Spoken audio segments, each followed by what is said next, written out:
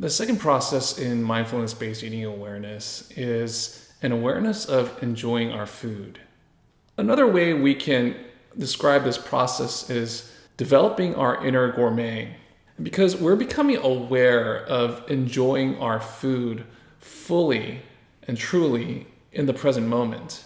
Imagine going to a fancy, expensive restaurant on a special occasion, say an anniversary or a birthday, and you go in with high expectations, and then after the meal and you pay your bill, you realize you don't really think it was worth it. Eating in everyday life is a lot like that. Is every food something we really enjoy? Is every bite equally enjoyable? Let's imagine our favorite food and imagine that first bite. We put it in our mouth and we bite and chew on it, and imagine that burst of flavor and that texture that we love. It can feel like we've died and gone to heaven. But problem is once we've gone to heaven, we don't really want to leave heaven. And we keep eating because we expect every other bite to be as great as that first bite. And this can become a habit that we call chasing flavor. Eventually, if we stop to notice the food in the present moment, we'd realize that each of these other bites is not as good as that first bite. Now, it's important to say a word about processed foods, and particularly ultra-processed foods. These are foods that are manufactured, and they're usually high in refined sugars or fat or salt. Candy bars, for example, or crackers. Basically, if it comes in a package, it's highly processed. And if you look at the nutrition label and you look at the ingredients and you're wondering what all that stuff is, then it's highly processed. And unfortunately, most restaurant foods should also be considered highly processed. Highly processed foods are designed to release a powerful burst of flavor with that first bite. They are designed to maximize our tendency to chase flavor. They really hack our brains to get us to keep eating. If we eat these foods with an awareness of our enjoyment, we'd realize that if we don't eat them a certain way, they're not that enjoyable. Take, for example, a delicious cookie.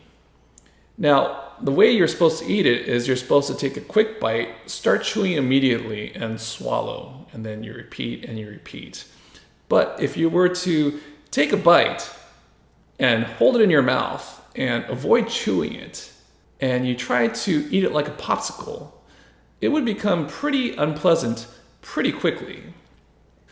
And because we know that if this cookie in our mouth gets soggy, we chew quickly and then we swallow. And then we just eat faster and then we eat more of it. And before we know it, we've eaten a ton of cookies.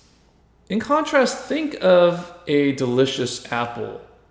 You've probably enjoyed it, but not so much that you want to eat a second and a third and a fourth apple. And there's something about the flavor and the texture of the apple that makes it good, but also doesn't make us want to keep eating it. We'll go through 4 practices that take us through the process of developing our inner gourmet. And they're basically just variations of the same exercise, but with different foods. We'll explore the way we enjoy chocolate and our favorite snack, a high-fat food, and then a whole meal. In mindfulness, we don't try to push things away or try to hold on to them. We just let them be. Let's remember to keep a perspective of curiosity and being non-judgmental. We aren't trying to fix things. We're trying to become more aware of things. The idea is once we become more aware of this experience of eating and letting us be with it, we'll be truly free to make better choices. Thanks for joining me for this session of mindfulness training.